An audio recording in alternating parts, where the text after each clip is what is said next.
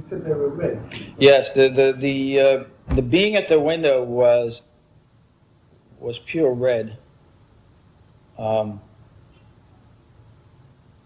very, very black. I mean, incredibly piercing. Just holes in his head. He communicated to me with a kind of a telepathy, which was so strong. Maybe I was very sensitive, but if it was a radio, he could have turned it to 2, and I would have heard very well, but he turned it up to about 20. So it was like, "We're not going to hurt you!" And it was, you know, everything else went out of my head. It was terrifying. It was just almost like a blossom in my head. To be quite honest with you, when I'm outside and I walk and I see crowds of people on Wall Street and Axel Street, you know, I look at them and I say to myself, I wonder how many of them have been abducted. Yeah, it's just a flood. I don't know how many people there actually are, but I would estimate at least in this country anyway, in the tens of thousands, probably more. The screen memory in the classical psychological sense means that the person sees a traumatically frightening event and then softens it by inventing some other story. But this is not that. This is not something that the person makes up, himself or herself. This seems to be an image which is externally imposed into that person's memory by the aliens themselves. You know, it was just strange to me, and then I realized that they weren't wearing goggles. That was their eyes. And they weren't wearing helmets. That was the shape of their head. The thing that they will always start to draw first is the eyes, because the eyes are so arresting. It's difficult to even... You might not remember anything else but the look of the eyes. The only thing I could really compare it to was that there were like 1950s Italian wraparound sunglasses that went around to the side of his head. Basically, what had happened was I was coming up the stairs, and then the next thing I remember was suddenly walking down the street with these two very, very tall blonde men with strange blue eyes. How am I supposed to know what is coming out under hypnosis? Were they dreams? Or was it real? Maybe it's just dreams that have been coming out under hypnosis. I heard a sound, but again, everything sounded slowed down. I looked over, and both the other guys in the band were sitting there with their mouths open like O's, you know? And one of them was saying, "Oh my God," but again, everything sounded slowed down to me. "Oh my God," like that.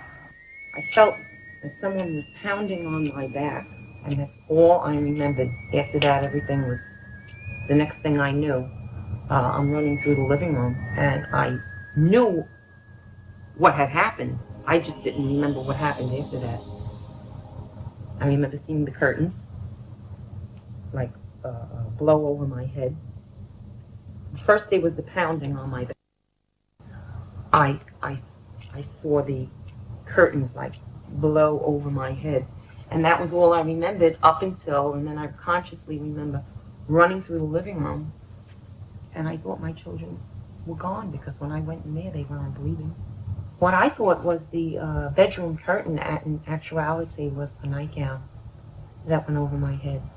What the pounding on the back was, I don't know.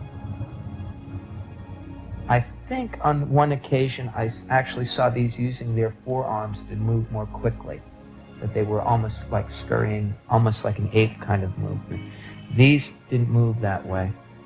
I've also seen these sort of, another particular characteristic, I've seen some of them move in like lockstep, like a bunch of them in a row, just moving completely together as if all their movements were completely coordinated. They'll cock their head from side to side, and also if they get excited, these kind of, their head will start like bobbing or wobbling like that. He didn't actually walk.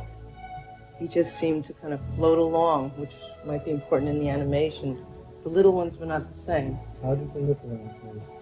As I recall, they moved just kind of like us. They like were doing things, they were busy moving around, whereas he just seemed to flow. He was very, very graceful. and they were not particularly graceful. They were more like little dentist workers or something.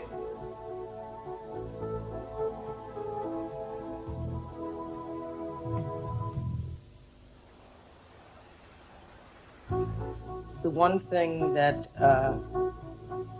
very clear in every regression, a terrible pain in my right nostril. And I believe what they did was they put an implant in, which eventually came out because I had a hole in my right nostril that bled for about 6 months when I was 12, which was my only physical evidence. Then someone, one of them, comes over to me with this thing that looks like a pick, a dental pick. Mm-hmm. A pick. Yeah. And he looks at me straight in the eyes. Do you know that they look wet? It was wet. Mm-hmm. What are they going to do? And he comes closer with his instrument and he's putting it up my nose. Oh, he's hurting me. Okay, now we're going to turn that pain down very quickly. It's just very quick, and now it's gone. I guess I can describe it like this, that if you were to look in the water, you'd see part of the ship sort of like coming out from underneath the water, and then part of it was in the ground. So it's sort of like half showing.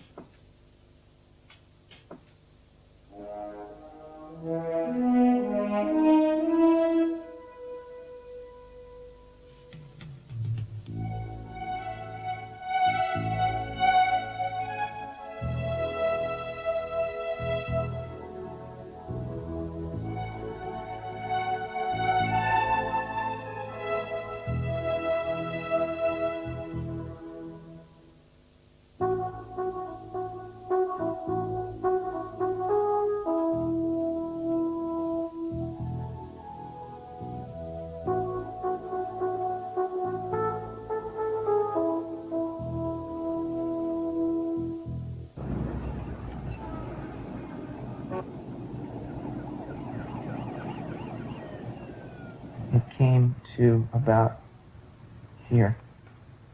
It went, yeah, whether there was more to it here. You know. Just point, if you like, because It went out like that, and it was over to there. And I think that they moved my legs aside too, so it would have better access, but it would come up to about here. yeah. And then look. Well, then I didn't, as I said, I couldn't see anything else. It was just there, and I suddenly felt like a pressure sensation in around my kidneys. And then, like a moment later, I didn't feel any excitement or it didn't feel sexual at all. Just in the next moment, I had that sort of tender feeling that one has after one has had an ejaculation. I see them now. They're shaking. They're stiff. They can't. They move fast, kind of, but they're stiff. The arms are like straight down at their sides. I don't know.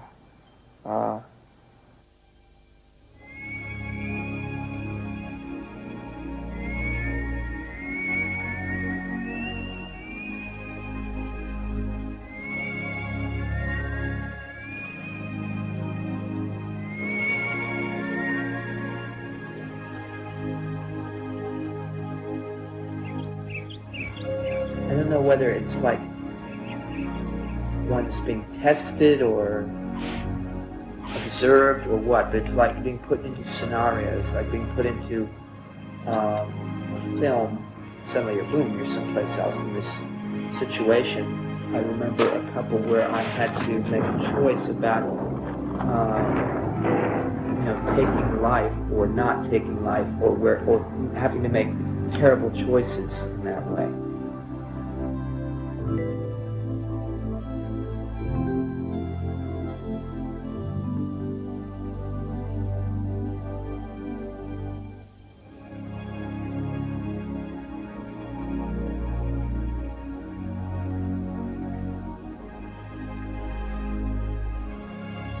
I'm a couple of feet over the bed.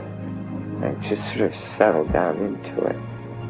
I'm looking at my hand because it looks like there's this fuzzy stuff all over. I'm looking down, it's all over the middle of me and all over my arms. This fuzzy stuff's still on me, but as I move around, I'm starting to move around and it sort of like evaporates. Okay. I think at this point, Rusty, I'm going to wake you up and we can come back to this another time. When I count from 5 back to 1, at 1 you'll be fully awake, a great sense of relief, and great sense of accomplishment, a great sense of putting the pieces together that haven't made any sense up until now. So 5, you're starting to wake up. 4, waking up. 3, almost awake. 2, 1, fully awake. How do you feel?